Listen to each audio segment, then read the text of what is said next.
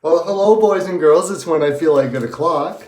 I'm Pearl of Wisdom, and you're listening to my NHL Pearls of Wisdom from my bathroom, which everybody is helping me get out of by hitting the subscribe and the bell so we can all frolic together across the land. It's going to be beautiful. It's going to be wonderful. It already is wonderful. Life is wonderful right now. It's a fine Sunday morning. And talk about the picks from yesterday, shall we?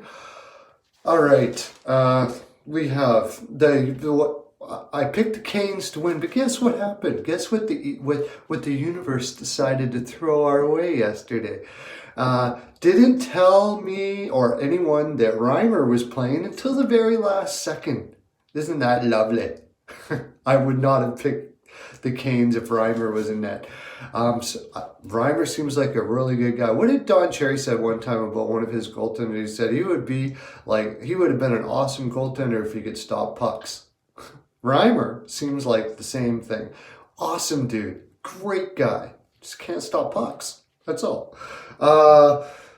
The Kings Campbell was going to be in net until the very last minute, and then they put in Quick, which I would not have picked the Kings if I would have known that.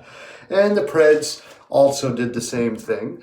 Rene was supposed to be the goaltender, and Saros went in net at the last second. I wouldn't have picked them. So those are 3 picks I got incorrect because I had incorrect information. So I don't count that, and neither should you, unless you bet on it, and then I guess it still counts to you, but I had the Sabres wrong. Simple as that. I don't know what it was. You know what? There's one of those times when your head says Tampa has the game for that big ice surface. And by the way, I want to talk about that. That is the most boring freaking... People that say they want to get big ice surface, you don't know hockey. If you watch the big ice surface games, it is so freaking boring. You think that it's a defensive now, which it isn't. I think it's the right balance now. But if you got the big ice surface, teams would play so freaking defensive. It's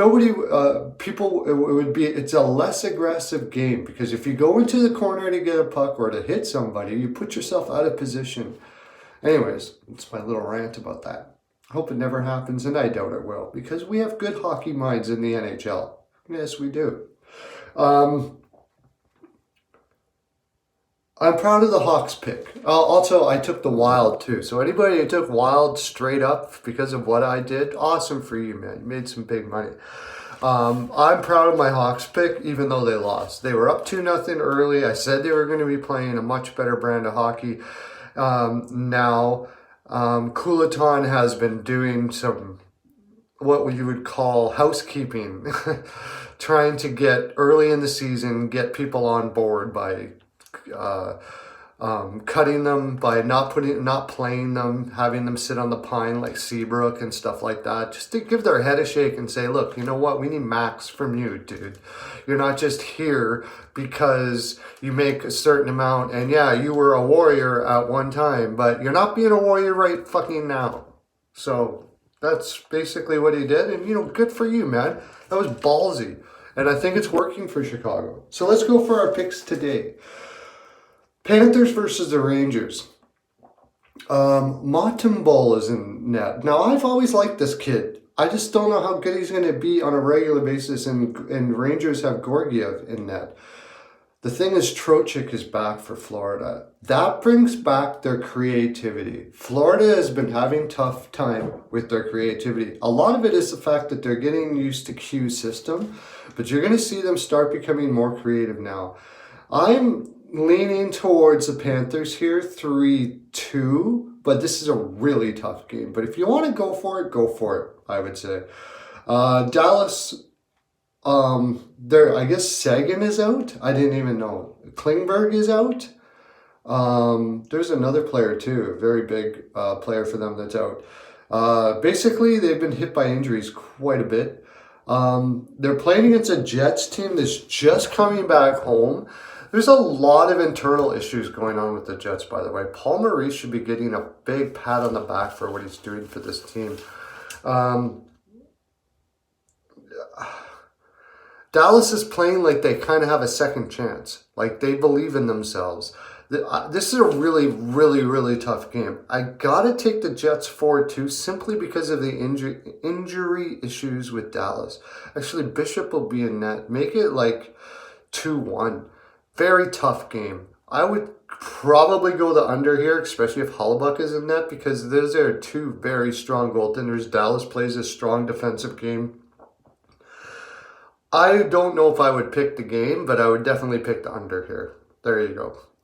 Devils versus the Canucks. Canucks, I just get this great feeling about the Canucks this year that they're going to make the playoffs. I said that before, and I'm saying it now. The Devils are starting to believe themselves, but I'm going to talk about Hull a little bit. I have a feeling they're not going to sign him. There was a lot of talk when the Oilers traded him about he sounds like one of those kind of guys that are kind of belligerent and try to sarcastic and knock people down and stuff like that. And I have a feeling it's affecting their room. Canucks. I got to take the Canucks 4-2 here.